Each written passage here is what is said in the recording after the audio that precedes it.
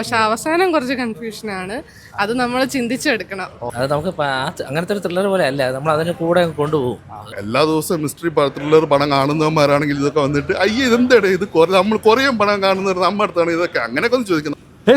Welcome back from the makers of Kishkindha Kandam. Sandeep Pradeep നായകനാകുന്ന mystery thriller movie Eko from the infinite chronicles of Kuriachan, director by Dinjith Ayyathan, music by Mujeeb Majeed. അപ്പോൾ എക്കോ കണ്ടിറങ്ങി ഓടിച്ചോട് എങ്ങനെ ഉണ്ടായിരുന്നു review എന്ന് ചോദിച്ചു നോക്കാം. സിനിമ കണ്ടവർ നിങ്ങളുടെ റിവ്യൂസ് ഒക്കെ കമൻറ്റ് ചെയ്തേക്കുക, വീഡിയോ ഒന്ന് ലൈക്ക് ചെയ്തോ. നേരെ എക്കോ റിവ്യൂലേക്ക്. നൈസ് പടം. അവസാനം പക്ഷെ ഇച്ചിരി പാടായിട്ട് തോന്നി, മനസ്സിലാക്കാൻ കുറച്ച് സമയം എടുക്കും. കോംപ്ലിക്കേറ്റഡ് ആണ് സ്റ്റോറി. കൊള്ളാം, നമുക്ക് കണ്ടിരിക്കാൻ പറ്റും അവസാനം വരെ. നമ്മൾ ആ ഒരു പടം കൊണ്ടുവന്ന ആ വേ കൊള്ളാം. എങ്ങനെയാണ് ഭയങ്കര സർപ്രൈസിങ് ട്വിസ്റ്റ് ആൻഡ് ടേൺസ് അങ്ങനെയൊക്കെ ഉണ്ട്. ഇന്റർവെല്ലിൽ നമ്മളൊരു പീക്കിലെത്തും, അത് കഴിഞ്ഞിട്ട് പിന്നെ കുറച്ച് ചിന്തിക്കാനുള്ള സാധനങ്ങളാണ്. എങ്ങനെ നോർമൽ ഓഡിയൻസിനൊക്കെ ഒരു എങ്ങനെയായിരിക്കും? എല്ലാവർക്കും കിട്ടും, പക്ഷെ അവസാനം കുറച്ച് കൺഫ്യൂഷനാണ്. അത് നമ്മൾ ചിന്തിച്ചെടുക്കണം, അത്രേ ഉള്ളൂ. അൺപ്രഡിക്റ്റബിൾ ആയിട്ട് കിട്ടുന്ന ആ ഒരു വാവ് മൊമെന്റ്സ് അങ്ങനെയാണോ അതോ എങ്ങനെയാണ് കണ്ടിറങ്ങുമ്പോഴത്തേക്ക് നമുക്ക് അവസാനം ഒരു എന്താ ഭയങ്കര ഷോക്കിംഗ് ആയിട്ട് തോന്നും. അങ്ങനത്തെ ഒരു ഫിലിമാണ്. ക്ലൈമാക്സ് എല്ലാം കൊള്ളാം, ക്യാരക്ടേഴ്സ് എല്ലാം കൊള്ളാം, കാസ്റ്റിംഗ് എല്ലാം കൊള്ളാം. ഒരു ഇമോഷണൽ ഹുക്കുള്ള പടമാണ്. ഇമോഷണൽ ഇല്ല, അങ്ങനെയല്ല, മൊത്തത്തിലൊരു സസ്പെൻസ് ത്രില്ലറാണ്. അതെ, എങ്ങനത്തെ ജസ്റ്റ് എന്നൊരു ഇത് പറയാനായിട്ട് അതൊരു ഫുള്ളൊരു മിസ്റ്ററിയാണ്, ത്രില്ലറാണ്. ഫുൾ മിസ്റ്ററി ആണ്. കണ്ടപ്പോ നമുക്ക് എന്തായി, അവസാനം എന്ത് തോന്നി, ആ ഒരു സെയിം ഫീൽ തന്നെ ഇത് ഫിലിമിൽ കിട്ടും നമുക്ക്. എല്ലാ ഓഡിയൻസിനും വർക്കാവും, അതെ, എല്ലാവർക്കും വർക്കാവുന്ന ഒരു ഫിലിമാണ്. മുമ്പ് കണ്ട ഏതെങ്കിലും സിനിമയായിട്ട് സാമി അങ്ങനെ എല്ലാം തോന്നിയോ? ഇല്ല, അങ്ങനെ ഒന്നും തോന്നില്ല. മൊത്തത്തിൽ വെറൈറ്റി ആണ് പടം. അത് നമുക്ക് അങ്ങനത്തെ ഒരു ത്രില്ലർ പോലെ അല്ല, നമ്മൾ അതിന് കൂടെ കൊണ്ടുപോകും. അത് ഭയങ്കര ബ്യൂട്ടിഫുൾ ആയിരുന്നു. എങ്ങനെയാണ്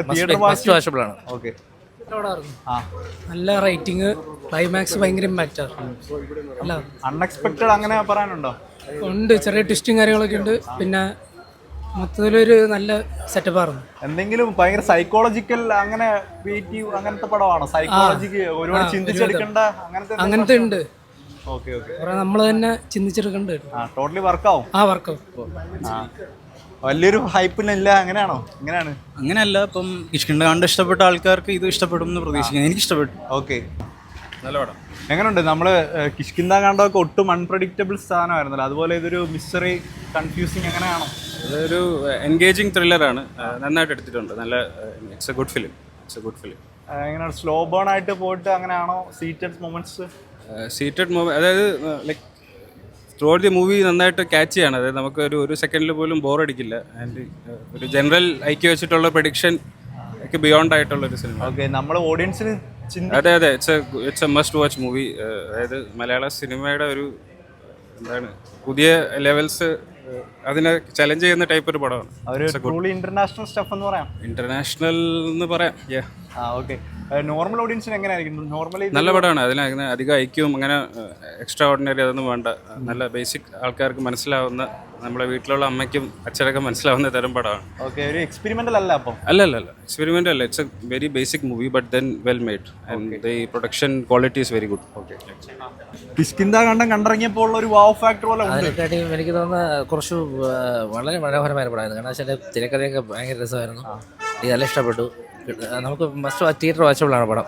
ബാക്ക്ഗ്രൗണ്ട് സ്കോർ എല്ലാം വളരെ ബ്യൂട്ടിഫുൾ ആയിരുന്നു. എങ്ങനെയാണ്? മിസ്റ്ററി ത്രില്ലർ തന്നെയാണ് തന്നൊരു എക്സ്പീരിയൻസ് അടുത്ത കാലത്തൊന്നും വേറൊരു പടത്തിന് വന്നിട്ടില്ല. അതുകൊണ്ട് ബെഞ്ച് മാർക്ക് എന്ന് പറയാനുണ്ട് മലയാളത്തില്. ബെഞ്ച് മാർക്ക് എന്ന് പറയുന്നതിൽ അത് കിഷ്കിന്ദ കാണ്ഡം എന്നോട് ചോദിക്കുകയാണെങ്കിൽ പേഴ്സണൽ ഒപ്പീനിയൻ കിഷ്കിന്ദ കാണ്ഡമാണ് ആ ടീമിന്റെ ഒരു ബെഞ്ച് മാർക്ക് എന്ന് പറയുന്നത്. സോ അതിനോടൊപ്പം നമുക്ക് വയ്ക്കാം. പക്ഷേ ഒരുപാട് ഒരു ആർട്ട് ഫിലിം ഒരു എക്സ്പെരിമെന്റൽ ആയിട്ട് ഇതിനെ കാണുന്നുണ്ട്. അങ്ങനല്ല, എക്സ്പെരിമെന്റ് ആയിട്ട് നമുക്ക് വേണമെങ്കിൽ കാണാം. കിഷ്കിന്ദ കാണ്ഡം അങ്ങനെ ആയിരുന്നു. കേരള ക്രൈം ഫയൽ സീസൺ 2 അങ്ങനെ തന്നെ ആയിരുന്നു. നമുക്കറിയാം എന്താണ് ആ ടീം. ഞാൻ നേരത്തെ പറഞ്ഞ ആ ടീം എന്താ പുട്ട് ഫോർവേഡ് ചെയ്യാൻ നമുക്കറിയാം. അത് എക്സ്പെക്ട് ചെയ്ത് തന്നെ വരിക. അതിനുള്ളത് ഇതിലുണ്ട്. ടീമിന്റെ വർക്ക് നിങ്ങൾക്ക് ഇഷ്ടപ്പെടും. എക്സ്പീരിയൻസിന് വേണ്ടി വരിക. സഫുണ്ട്, നമുക്കറിയാം എന്താണ്. കേരള ക്രൈം ഫയൽ സീസൺ 2 നമ്മൾ കണ്ടതാ, കിഷ്കിന്ദ കാണ്ഡം കണ്ടതാ. സോ ആ ടീം എന്താ മേക്ക് ചെയ്ത് വെച്ചേക്കുന്നത്, എന്താ അവർ നമുക്ക് തരാൻ പോകുന്നതെന്നുള്ളത് നമുക്ക് ഓൾറെഡി അറിയാം. സോ അതിന് ഗ്യാരണ്ടിയാണ്. നിങ്ങൾക്ക് തിയേറ്ററിൽ വരാം, ഉറപ്പായിട്ടും കാണാം. എസ്പെഷ്യലി പെർഫോമൻസ്, സ്ക്രീൻ പ്ലേ, എന്തെങ്കിലും സസ്പെൻസ് വെച്ചിട്ടുണ്ടോ? എല്ലാം ഉണ്ട്. അതിനായിട്ടുള്ള എല്ലാ സംഭവവും ഉണ്ട്. മാക്സിമം നിങ്ങൾ റിവ്യൂസ് ഒഴിവാക്കുക, എക്സ്പീരിയൻസ് ചെയ്യാനായിട്ട് വരിക.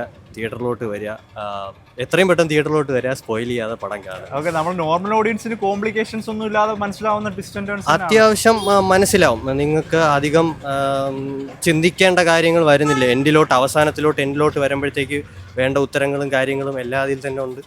അതിൻ്റെ ഇമ്പാക്റ്റും അത്യാവശ്യം നല്ലത് തന്നെയാണ്, വളരെ വലുത് തന്നെയാണ്. Theatre watch of course theatre watch തന്നെയാണ്.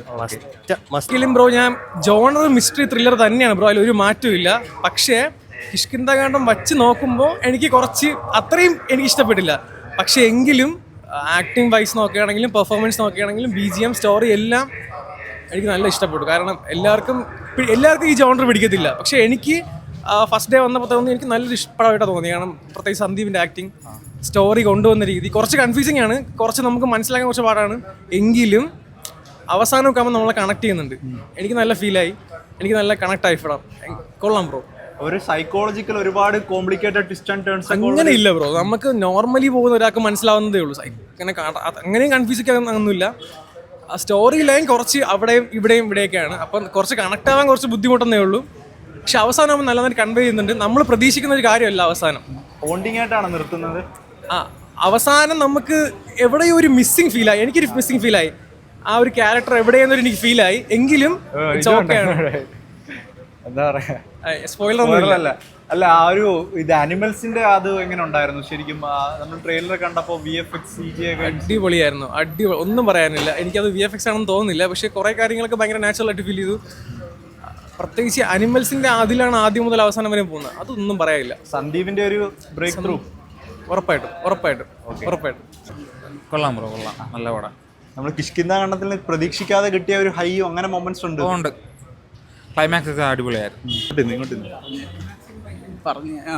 നന്നായിട്ടുണ്ടായിരുന്നു, ഇഷ്ടപ്പെട്ടു.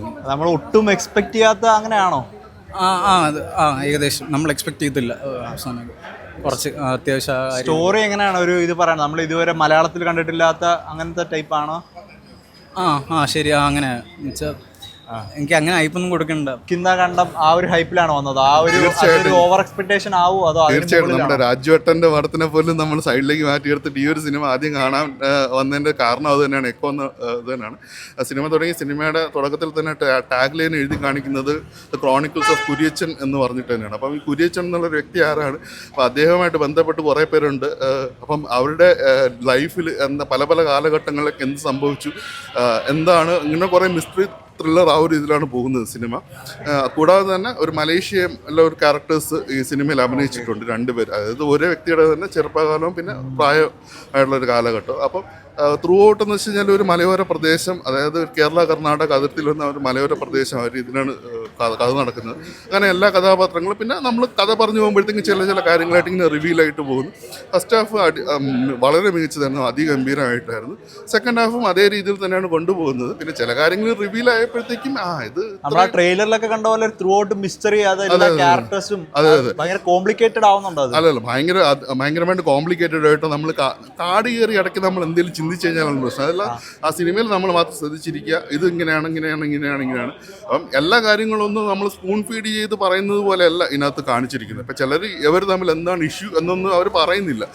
ഒരു ഇഷ്യൂ ഉണ്ട്, അത്രേ ഉള്ളൂ. അപ്പം നമ്മൾ ഓക്കെ ഇതാണ് ഇങ്ങനെ അങ്ങ് പോവുക. ഒരു ക്ലൈമാക്സിലേക്ക് എടുക്കുമ്പോഴത്തേക്ക് ഒരു എങ്ങനെയാണ് ഒരു വാവ് മൊമെന്റ്സ് അങ്ങനെയൊക്കെ വെച്ചിട്ടുണ്ടോ? സർപ്രൈസും കാര്യങ്ങളും ഉണ്ട് തീർച്ചയായിട്ടും. പക്ഷെ കിഷ്കിന്ധാകാന്ഡത്തിന്റെ ആ ഒരു അത്രയും 100% കൺവിൻസിങ് ആയിട്ടുള്ള ഒരു സംഭവം ഉണ്ടോയെന്ന് എനിക്കൊരു സംശയമുണ്ട്. അത് ഓരോ പ്രേക്ഷകൻ്റെ ഇത് രീതി പോലെ ആയിരിക്കും. പക്ഷെ എന്നിരുന്നാലും തീർച്ചയായിട്ടും ഒരു തിയേറ്ററിൽ തന്നെ കാണാൻ പറ്റുന്ന ഒരു സിനിമ തന്നെയാണ്. ഒരുപാട് പേരെങ്കിലും ട്രെയിലർ കാണുമ്പോൾ ഒരു ആർട്ട്, ഒരു എക്സ്പെരിമെന്റൽ പ്രതീക്ഷിക്കും. അങ്ങനെയല്ല പടം. അത്രയ്ക്ക് അങ്ങനെ എക്സ്പെരിമെന്റൽ ഇതൊന്നുമല്ല. നമ്മൾ ഒരു മിസ്റ്ററി സംഭവമാണ്. വരാനുള്ള കൊമേഴ്ഷ്യൽ ഐറ്റംസ് വെച്ചിട്ടുണ്ട്. തീർച്ചയായിട്ടും സിനിമയ്ക്ക് ഒരു അങ്ങനെ പാട്ടുകളോ അല്ലെങ്കിൽ അങ്ങനത്തെ രീതിയിലുള്ള ഇതൊന്നുമല്ല. നമ്മൾ കുറച്ചുകൂടെ ഒന്നൊരു ആർട്ടിസ്റ്റിക് ആ ഒരു ഇതിലാണ് പോകുന്നത്. എന്നാൽ ഒരു കൊമേഴ്സ്യൽ എലിമെന്റിലും കൂടെ ചേർത്തിട്ട് നമ്മൾ കാണുന്നത് കുറേ എല്ലാ ദിവസവും മിസ്റ്ററി ത്രില്ലർ പടം കാണുന്നവന്മാരാണെങ്കിൽ ഇതൊക്കെ വന്നിട്ട് ഇതെന്താണ് ഇത് നമ്മൾ കൊറിയൻ പടം കാണുന്നവർ നമ്മുടെ അടുത്താണ് ഇതൊക്കെ അങ്ങനെയൊക്കെ ഒന്ന് ചോദിക്കുന്നത്. നമ്മളൊക്കെ പാവപ്പെട്ടവരാണ്. ഒരു നല്ല ഒരു ബെഞ്ച് മാർക്ക് സെറ്റ് ചെയ്യാൻ പറ്റുമോ എന്ന് എനിക്കറിയില്ല. പക്ഷെ എന്നിരുന്നാലും തീർച്ചയായിട്ടും ഒരു ഇറങ്ങിയ ഒരു മിസ്റ്ററി ത്രില്ലർ നല്ലൊരു ഇതാണ്.